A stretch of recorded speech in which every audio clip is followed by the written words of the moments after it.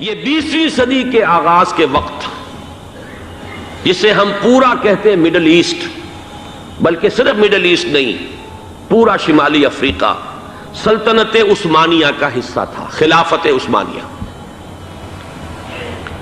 Libya, الجزائر، مصر، پورا حجاز، یمن، پورا عراق، شام، اور یہ شام ہی کے حصے ہیں در حقیقت، اردن اور لبنان، یہ سب، یہ شام عرب، عراق عرب، یہ پورا علاقہ خلافت عثمانیہ یہ اس کا حصہ تھا۔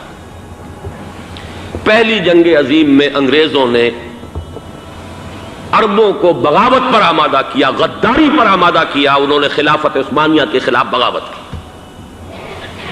بیج بوئے ان کے دلوں کے اندر نفرت کے، ابھارا انہیں، تم ترکوں کے غلام کیوں ہو، تمہیں خود حاکم ہونا چاہیے، تم کھڑے ہو جاؤ، ہم مدد کریں گے، تم بغاوت کرو، تم ان ترکوں کے خلاف ہماری مدد کرو، ہم تمہیں آزاد کر دیں گے، تم اپنے پاؤں پر خود کھڑے ہو جانا۔ یہ بہت ہی ہمارے لیے دردناک المیہ ہے اس پہلی جنگ عظیم کا۔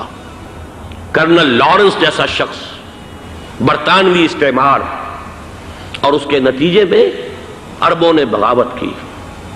اور اس قدر دردناک بات آپ کو بتا رہا ہوں، میں پہلی مرتبہ جب سن 62 میں حج کے لیے گیا مدینہ منورہ میں، ابھی وہ ریل کے انجن کھڑے ہوئے تھے۔ یہ ترکی کے زمانے میں، سلطنت عثمانیہ کے زمانے میں بغداد سے مدینے تک ریلوے لائن تھی۔ یہ پورا ایک عالم سلطنت عثمانیہ، صرف سلطنت نہیں، خلافت عثمانیہ، پوری ٹرینیں جو ہے ترکوں کی اڑائی گئی، ہزاروں ترکوں کو شہید کیا گیا، یہاں تک کہ صحن حرم میں شہید کیے گئے سینکڑوں ترک۔ یہ جرم تھوڑے نہیں ہے، معمولی نہیں ہے۔ آج جس کی سزا مل رہی ہے، معلوم ہونا چاہیے کہ وہ جرائم کون کون سے تھے۔ اب بھی جو لوگ گئے ہیں انہوں نے دیکھا ہوگا، ترکی کا قلعہ موجود ہے اوپر پہاڑی کے اوپر، حرم کا جو سب سے بڑا دروازہ ہے باب ملک عبدالعزیز، اس کے سامنے ایک لائبریری ہوتی تھی، اب تو غالباً وہ بھی گرا دی گئی ہے، اس کے پیچھے پہاڑی پر ترکوں کا قلعہ ہے پرانا، اس پر توپیں موجود تھیں۔ جب بغاوت ہوئی ہے، جو حرم میں آئے ہوئے تھے ترک فوجی، ظاہر بات ہے نہتے، وہ تو نماز پڑھنے آئے ہوئے تھے، ان کو وہاں ذبح کیا گیا ہے، اور ترکوں نے اپنی توپیں استعمال نہیں کی کہ کہیں بیت اللہ کو کوئی گدن نہ پہنچ جائے۔ بہرحال یہ غداری ہوئی ہے پہلی جنگ عظیم کے دوران، اور نہ صرف ترکوں کے، عربوں نے کی ہے۔ جیسا کہ میں نے کہا تھا، دو ہیں سب سے بڑے مجرم روئے ارضی کے اوپر امت مسلمہ کے طبقات۔ ہمارا پنجابی سپاہی بھی جا کر انگریزوں کی مدد کر کے ایلن بی کو قبضہ جو لے کر دیا بغداد کا، اس میں ہمارے مسلمان پنجابی سپاہی بھی شامل تھے۔ یہ خون چکاں باب ہے ہماری تاریخ کا اس صدی کا۔ لیکن اس کے بعد سلطنت عثمانیہ کے ٹکڑے ہو گئے، چیتھڑے ہو گئے۔ ایک انگریز نے لکھا ہے، یہ جملہ زہر میں بجھا ہوا جملہ، کہ تاریخ میں یہ بات ثبت ہو جائے گی کہ ایک انگریز نے اس سلطنت کے ٹکڑے کر دیے کہ جو عمر فاروق نے قائم کی تھی رضی اللہ تعالیٰ عنہ۔ یہ پورا عالم، یہ تمام علاقہ کس نے فتح کیا تھا؟ یہ بات ہاتھ بدل گئے تھے، پھر ترک آ گئے، خلافت عثمانیوں کے پاس چلی گئی، لیکن یہ سلطنت تو حضرت عمر رضی اللہ تعالیٰ عنہ کے زمانے سے چلی آ رہی تھی۔ اس کو ایک انگریز کرنل نے، اور اس نے بغاوت پہ آمادہ کر کے عربوں کو اور ترکوں کے پیٹھ میں چھرا ڈھپوا کر ان کے ذریعے سے اور ٹکڑے کر دیے۔ لیکن جب جنگ ختم ہوئی، اب انہوں نے کہا کہ اب ہمیں آزادی دیجیے، تو اب انہیں معلوم ہوا کہ غداروں کو دنیا میں کیا ملتا ہے۔ ٹکڑے کر دیے گئے۔ یہ حصہ عراق یہ انگریز کے پاس رہے گا، شام کا یہ علاقہ یہ فرانسیسیوں کے پاس رہے گا، مصر پر انگریزوں کا تسلط رہے گا، لیبیا اطالویوں کے پاس رہے گا۔ لے دے کر یہ جو علاقہ تھا حجاز، کیونکہ وہاں کچھ تھا ہی نہیں، بوادٍ غیر ذی زرع، یہ عربوں کے پاس چھوڑ دیا گیا۔ اس وقت جو بادشاہ ہیں، شاہ حسین اردن کے، ان کے دادا سب سے بڑے غدار وہی تھے، لہذا ان کو اس علاقے کی بادشاہت دے دی گئی۔ اس کے بعد نجد سے ایک تحریک اٹھی ہے، وہ سعودی جو خاندان ہے وہ نجد سے اٹھا ہے۔ نجد میں اس وقت کچھ بھی نہیں تھا، وہ تو صرف ریت کے تودے تھے اور کچھ بھی نہیں، لہذا ادھر کسی استعماری قوت کو دیکھنے کی ضرورت ہی نہیں تھی۔ وہ تو بعد میں تیل برآمد ہوا اور اس کی حیثیت ہو گئی، اور یہ امارات کا علاقہ جو ہے اس کی دنیا میں اب گویا کہ یوں سمجھیے کہ جو سب سے زیادہ اہم علاقے ہو سکتے ہیں روئے ارضی کے نقشے پر، ان میں سے ایک وہ ہو گیا، لیکن یہ اس وقت کی بات میں کر رہا ہوں، کوئی حیثیت نہیں تھی، لہذا اس کو چھوڑ دیا گیا۔ یہ ہے تاریخی پس منظر، یہ لکیریں جو کھینچی گئی ہیں، یہ ایک ملت اسلامیہ کو جو قومیتوں میں تقسیم کیا گیا، پھر نعرے لگوائے گئے المصر للمصریین الشام للشامیین۔ اب شامی ایک علیحدہ قوم ہو چکے ہیں، مصری ایک علیحدہ قوم ہو چکے ہیں، عراقی ایک علیحدہ قوم ہو چکے ہیں۔ یہ ساری تقسیمیں استعمار کی پیدا کرنا ہے، اس کا کوئی تعلق اسلام کے ساتھ نہیں۔ اب ضرورت تو اس بات کی تھی کہ استعمار کے پنجے جب یہاں سے کچھ ہٹے، دوسری جنگ عظیم کے بعد ایک دور آیا، امریکہ ابھرا ہے دنیا کی عالمی سطح پر سیاست میں، اس کے ہاں کچھ آزادی کے تصورات تھے، اس نے بھی سپورٹ کیا۔ برطانیہ کمزور ہو چکا تھا، وہ اتنے بڑے علاقے کو اب ہولڈ نہیں کر سکتا تھا۔ ہندوستان بھی آزاد ہوا، پھر یہ کہ اور دوسرے علاقوں سے بھی اس کو پسپائی اختیار کرنی پڑی۔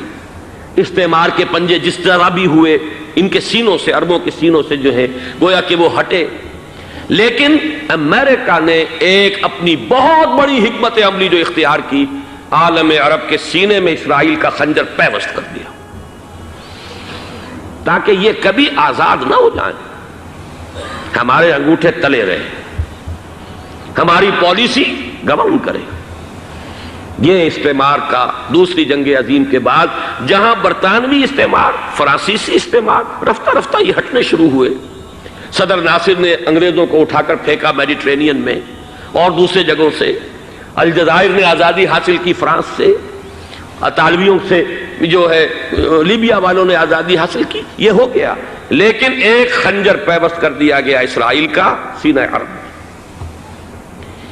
اس صورتحال میں ظاہر بات ہے کہ ایک تو بڑی آئیڈیل پوزیشن تھی کہ پورا عالم اسلام متحد ہو، لیکن وہ تو بہت دور کا خواب معلوم ہوتا ہے۔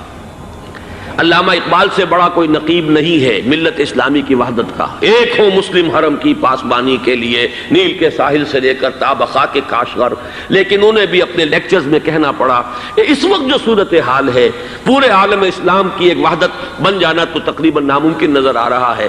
اگر کسی طرح ایک common wealth of Muslim nations وجود میں آ جائے تو بھی بڑی کامیابی ہوگی، لیکن اس سے بھی پہلے یہ تو زیادہ آسان تھا کہ عالم عرب ایک وحدت کی شکل اختیار کر لے۔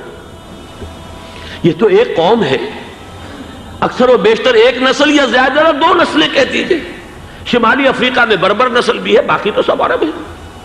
یہ پورا عالم ایک نسل، ایک زبان، پورے اتنے رقبے کے اوپر بولے جانے والی ایک زبان، یہ تو ایک ہو جائے۔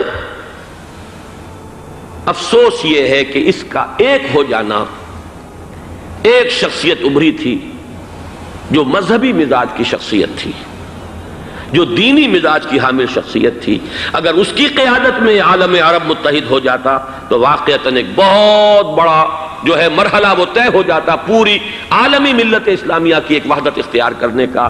وہ شخصیت تھی شاہ فیصل شہید کی، اور اس لفظ کے ساتھ ہی آپ کے ذہن میں آ گیا ہوگا کیوں انہیں شہید کر دیا گیا، کس نے کیا کرایا، کہاں سے تعلیم حاصل کر کے آیا تھا وہ جس نے شہید کیا شاہ فیصل شہید کو، اس کی گردن پر کون سوار تھی، وہ یہودی لڑکی کے جس کے فوٹو بھی شائع ہوئے، ایک گردن پر اٹھائے کھڑا ہوا شہزادہ اپنی ایک یہودی دوست کو، لڑکی کو، اور وہی ہے کہ جس نے جا کر پستول سے شہید کیا ہے۔ جان میں اچھی طرح جان لیجئے، جیسے بارہا میں نے عرض کیا ہے کہ حضرت عمر کو شہید کرنے والا کہنے کو ابو لولو فیروز تھا، لیکن اس کے پیچھے پورا ایرانی نسل پرستی کا جو پورا پس منظر ہے، اسے تو ہر شخص جس کی ذرا بھی نگاہ جو ہے جو صرف منظر کو نہ دیکھ رہی ہو، پس منظر کو بھی دیکھنے والی ہو، وہ تو جان لے گی کہ ابو لولو فیروز ایک فرد کا نام نہیں تھا، وہ ایران کا انتقام تھا عالم عرب سے۔ بالکل اسی طریقے سے یہ امریکی استعمار کا ہتھ کنڈا تھا، اسے محسوس ہوا۔ شاہ فیصل مذہبی مزاج کا شخص یہ ابھر رہا ہے، اور یہ شاہ فیصل کی حکمت عملی کا ذرا آپ اندازہ کیجئے۔ لاہور میں سمٹ کانفرنس ہوئی، اس میں وہ آئے، سب سے ٹاورنگ پرسنالٹی پورے اس وقت عالم اسلام کے اندر شاہ فیصل کی تھی، اور وہ گویا کہ ایک بہت ہی جس کو کہا جائے کہ ایک بہت ایلڈرلی، ایک بزرگانہ ایک شخصیت جو ہے، اور انہوں نے اپنی دولت کے دروازے، عرب میں وہ مشہور تھے کہ نہایت خسیس اور بخیل انسان ہے، اس لیے کہ وہاں وہ خرچ کرتے تھے حساب کتاب کے ساتھ، لیکن ان کے خزانے کھلے ہوئے تھے عالم اسلام کے لیے، ادھر بھی مدد ہے، ادھر بھی مدد ہے، ادھر بھی کام ہو رہا ہے، ادھر بھی کام ہو رہا ہے۔ پھر انہوں نے تیل کا ہتھیار استعمال کر کے ایک دفعہ امریکہ کو دن میں تارے دکھا دیے تھے، لہذا ان کا ہٹایا جانا سین سے یہ امریکی استعمار کے لیے لازم تھا۔ Thanks for watching our channel. Like, comment and subscribe. Our channel Discover Islamic videos.